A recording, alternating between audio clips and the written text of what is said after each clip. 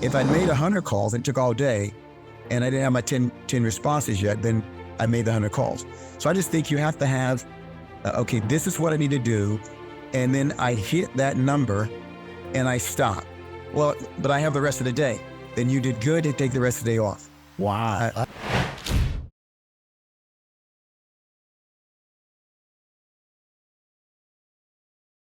Hey guys, welcome back to the Dr. Rewire Show. I am your host, Dr. Rewire. I am excited today because today I've got someone I'm really excited to talk to you about, because not from the standpoint of just business acumen, but also on the side when it comes to health and well-being and discipline as it comes to getting what you want out of life, right? Our guest today is none other than Roosevelt Kirby. He's played in the NFL. He's become a very competent Primerica agent. He's been in Primerica for a while. And he believes it takes consistency to be able to do what it takes to build a long-lasting business. And he's got an extremely strong work ethic. He's been in the financial services business for over 25 years. And he's here to share with us the ideas of leadership and what it takes to become a leader inside that. Do you want me to call you Roosevelt? Or do you want me to call you Kirby? What's better for you? I'm good either way, but Roosevelt is easier. So either way. All right, Roosevelt. Perfect. Well, thanks for being here, my man. I appreciate you spending the time with us here. Yes, glad to be here. So let's just dive right into this, right? Where did you play in the NFL, first of all? Well, it was what they call is, I got a cup of coffee. So anyway, I grew up in North Carolina, went to college at a little small Baptist school, Gardner-Webb University, graduated from college and had a tryout with the Falcons, Atlanta Falcons. And of course, it didn't last very long. I was in the camp for a minute. I made the practice team. And from there, I was very shortly released. Got it. Well, so tell us about that journey, like just going through and playing at that level. What was the differentiator? Because a lot of times people like to sit and say, it's anyone can make it, anyone can be at the top, but like it takes such a fine difference to play at that next level. Wouldn't you agree? I agree. Yes. What do you think it takes to play at that next level, at that professional level? What do you think it is at? It's so amazing, Dr. Ray, because when you look at that next, it's more mental than it is skill set. It's a will set and a mentality, because there's a lot of people that have more skills, size, talent, etc., but their will doesn't allow it, and of course the mentality, the mental toughness that it requires. To be willing to stay the course, to stay the course and make that happen. So when you were like in mental toughness, I mean, my old business partner and Steve Siebold, I'm sure you've read 177 Mental Toughness Secrets, and him and I worked together. I ran Mental Toughness University for 8 years. And in our work together, we trained a lot on the aspects of mental toughness. And one of the key things that I found is a differentiator is not just the ability to grind it out, but be able to stay governed and balanced in between it. Can you talk more about that as an athlete? Like I have the ideas about it and the study and the science behind it, but talk to us about staying balanced as an athlete. It's amazing the focus that is required, because everybody trains. They run a certain, everybody's in the weight room. They have cardio that they do. A few people take it a little further and they maybe work on calisthenics. They work on flexibility to prevent injury. And like you said, but the key to the whole scenario is having that balance, having the ability to, when you're working, and when you're off, relax it and to relax. Do not be, or I would say, one of the key things that I would always see is that some people, when they're not giving it all they got when it's time to work and go for it and train. And then at a later time, when it's time to be relaxed or resting, they're wanting to do something like a workout, or let's play some ball. Let's do something different. Let's catch. And I just think that you have to, when you engage in a moment of your training or focus, be focused on that. And when it's time to relax and back off, and do that and have fun. That is so valuable in so many ways. Now, how have you applied that in business? Let's talk about that and transition that conversation to business, because look, reality is right. And even in your business and a lot of the businesses out there, everyone's got this, grind it out. The harder you work, you don't want it bad enough. all that kind of mentality. How have you translated that into building your team, your organization from on to off? Like, how do you teach that? It's amazing because I just, my whole focus is, really is work hard, play hard. You got to work hard and play hard. And I just think that when you look at, in our business, the ability to stay focused, stay disciplined. Yeah. And then once you, like, for example, let's say if it's your goal to, this was a thing that I did when I started my career. I was going to make a certain number of calls a day or get a certain result. So if I want to make 100 calls today, or after I got 10 positive responses before I got to the other calls, I was done. Yeah. If the first 10 calls I made was positive responses, I was done after 10 calls. If I'd made 100 calls and it took all day and I didn't have my 10 responses yet, then I made the 100 calls. So I just think you have to have, okay, this is what I need to do. And then I hit that number and I stop. Well, but I have the rest of the day. Then you did good to take the rest of the day off. Wow. That's so different. Keep going. Sorry, I didn't mean to interrupt you. That was just foreign. Because the whole idea is it's not what you do in a day that matters. I have this little phrase that I coined that I say, an hour doesn't make a day doesn't make a week doesn't make a year. I mean, a week doesn't make a month doesn't make a year, and 1 year doesn't make a career. But if I stay focused on what I need to do today, and I do it tomorrow, and this week, then I know that I'm automatically going to be successful. And it's not because I'm doing it all in one day. It's because I have the focus of what it takes to be successful over the course of a career. And these are daily habits that you have to develop and maintain. Oh, my son is going to listen to this conversation. I promise you. My son is listen. He is a budding athlete. He's a pretty good soccer player, but he is disciplined. Like, he watches, like, these kids nowadays, all the motivation they want is right on YouTube, right? They watch the Kobe videos. Right. And then they're like, oh, I got to grind it. And I'm like, calm down, son, relax, breathe. And I've totally grounded inside but he's like, I'm not training. And he injured himself. Mm-hmm. And he got a little bit of an ankle injury and he's at a tournament and he couldn't play. And I was just like, you got to give yourself the time to recover. Once you're done, you're done. And I got to teach him because, and he's going to listen to this conversation because it's so important to play the long game, right, versus the short game. Right. I think it's so important. Like, in the neuroscience world, when we talk about, the brain and governing that's governing dopamine is the long game. Mm-hmm. That's really what it comes down to. It's governing dopamine, right? Because in our world today, everyone's on their phones, right? Their dopamine is being hit all the time, the sugars. And as salespeople, right, in the sales conversation, people, you really get caught up. I just sold someone. I just enrolled someone. And they get high and then they crash right after. Right. And it becomes this yo-yo cycle that they go on. And it sounds like to me like you mastered the game of just discipline of long-term, playing the long-term. How did you get that? Where did that come from? I grew up poor.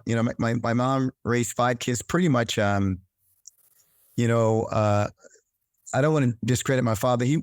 My mom and my dad split up when we were very young. Yeah. And from a monetary perspective, my mom, supported the whole family. And so the only thing I ever knew about money was it was hard to come by. And of course, the things that you want in life, you got to really be willing to work for. And the only thing that's certain is, of course, the decisions that you make and maintain it. This is what I'm going to do, and I'm going to accomplish this. And of course, along the way, no matter what that game looks like, doctor, what I found is that if you play your game, I'm not worried about what the other guy's doing. I'm not worried about what other people are saying.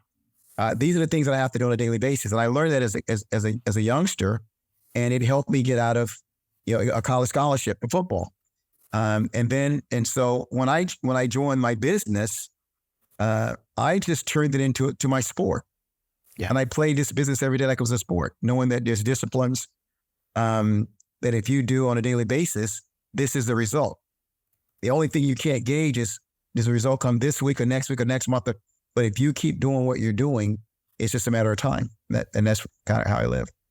It's really interesting, right? Like, because I don't know if that's, I'm going to challenge that. Okay. Just for a second. Cause I agree with you. I want to agree with you, but there's another component inside that I want to talk about, right? Like I have a friend of mine, he's in Hollywood, right? He's in Hollywood and he's a very good friend of mine. He's got 4 Emmys. He's just a brilliant guy. And he's actually in my documentary, if you've seen it. He's the guy who I've worked with, who helped with 2 Emmys. And he's like 50,000 people come in to Hollywood every single year. Right. And 50,000 people leave Hollywood every single year. Right.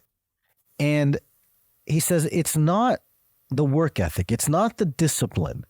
It's not that, because that's a component of it. Right. And he has a way of saying, he's like, you actually also have to be good. Right. Like you actually have to have skill. Right. And some talents, a little bit of talent inside that as well. Yes. And he's very against this, the motivational side of it, right? But he's like, because a lot of people, and he's had friends come, Hollywood's a different animal, right?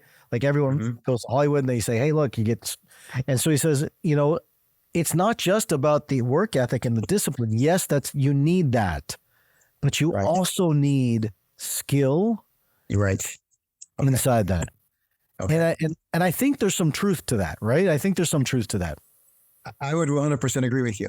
It's 100% truthful, and that this is my because I'm 5'7", 185 pounds when I was playing sports, 190 pounds I'm playing, and no matter what I do from a discipline perspective, I'm not going to be 6'2". Great. And when I was trying to make it in NFL, that's what they were looking for. So when I walked down to the field, immediately I got to overcome that. So to answer your question, yes, there are some careers or some opportunities that no matter how hard you work, no matter how disciplined you are, a break is necessary. Yeah. They just happen to be looking for somebody like you, or you're just so good that they can't overlook you.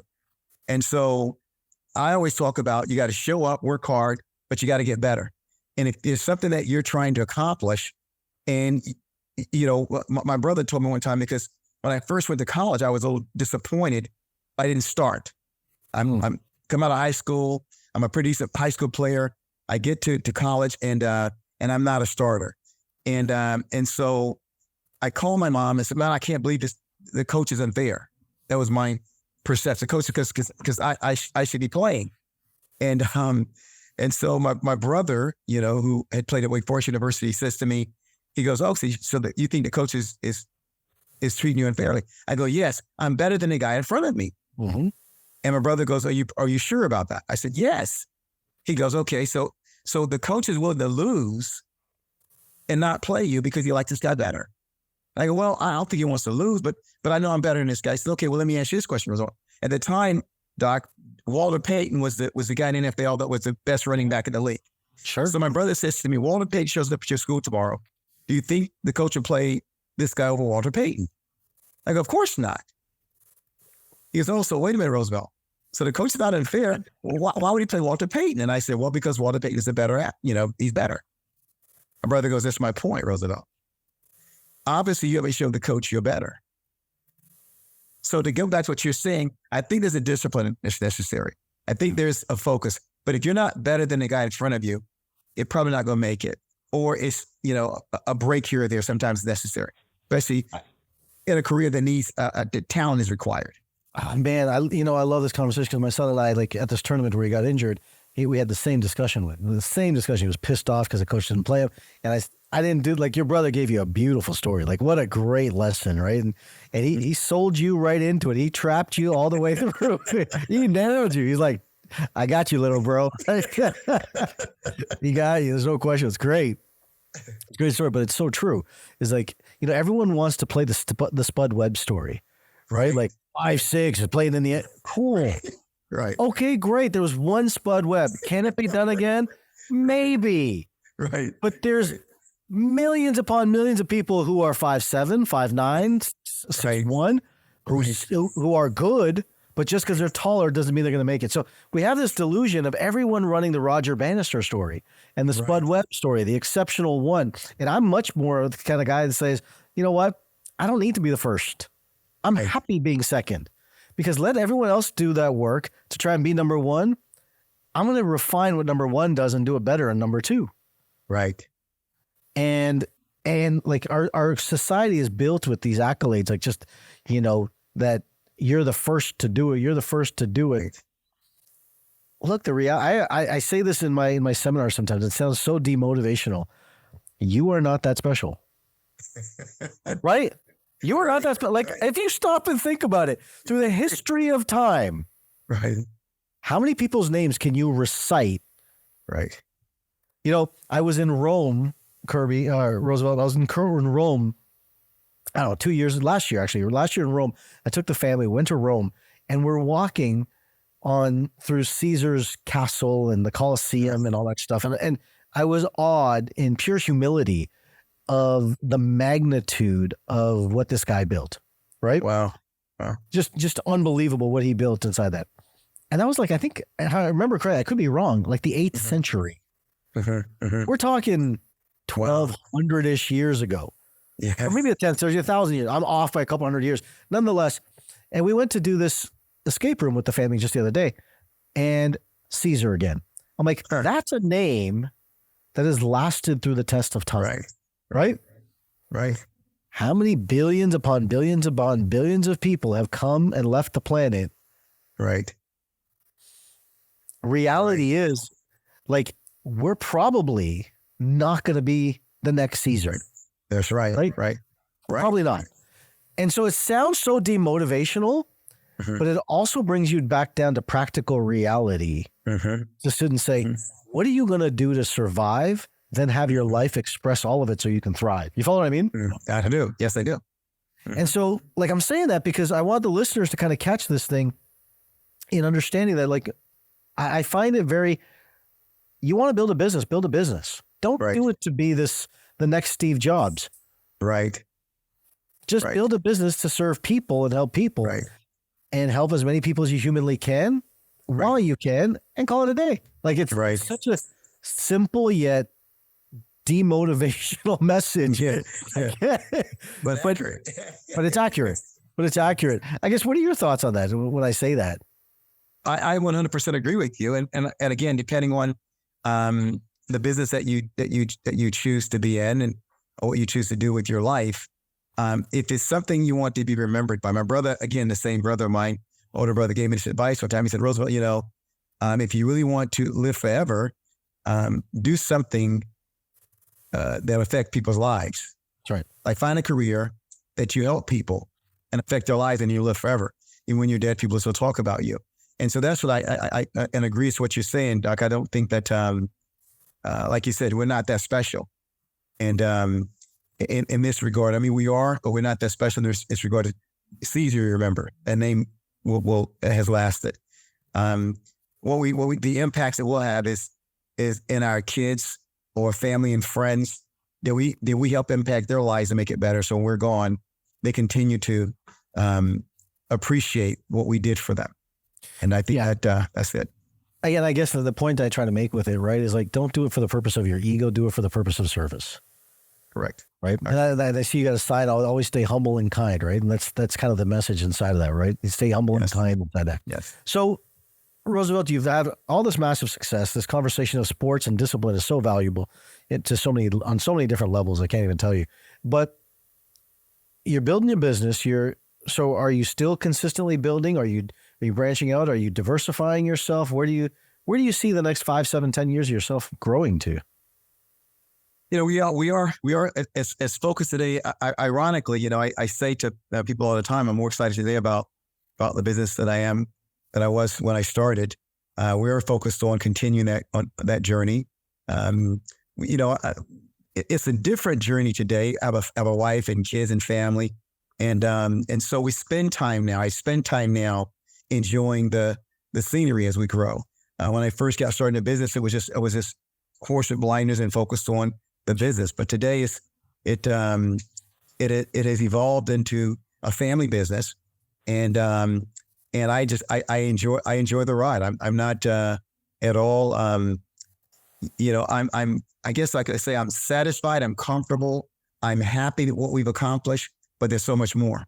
It's like when you discover potential, I think I have a little more. And my goal is to continue to grow that potential and bring people with me now. That more than anything else is we're discovering people in our business that could have success. And that's our focus today.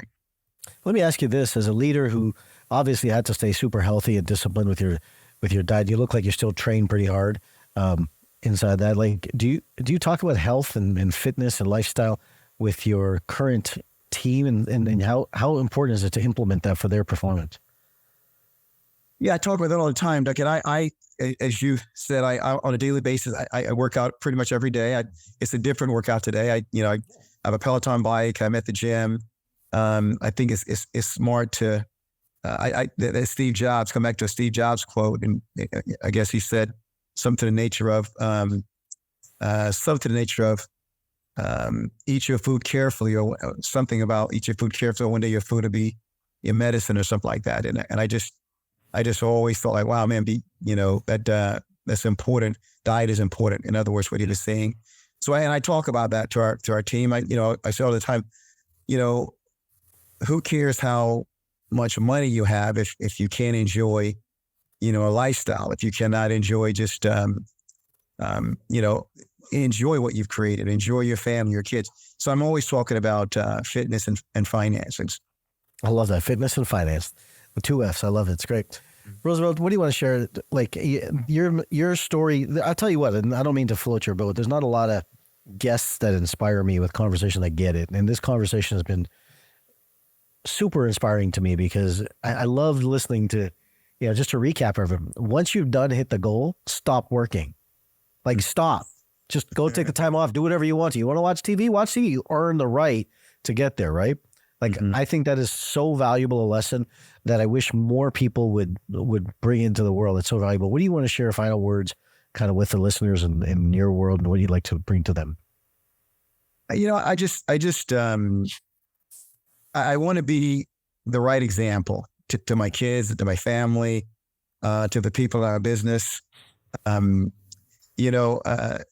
If anybody really know me intimately, I think the stay humble and kind is kind of like if there's a quality that I think that's the most attractive in the world is just humility.